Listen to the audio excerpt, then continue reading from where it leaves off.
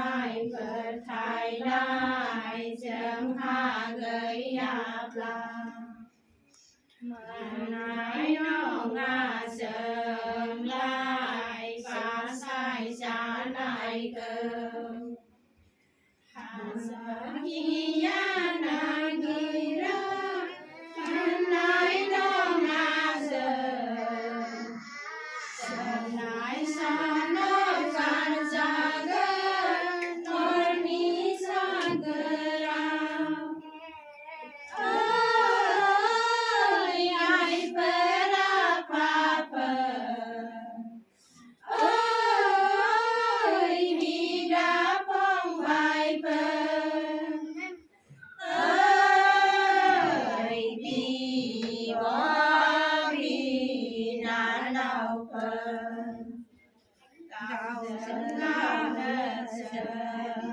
Hallelujah. Praise Him.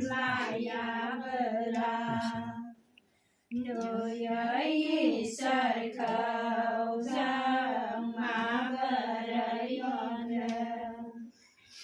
khi mà nai tìm lại nai chẳng hạ gửi áp la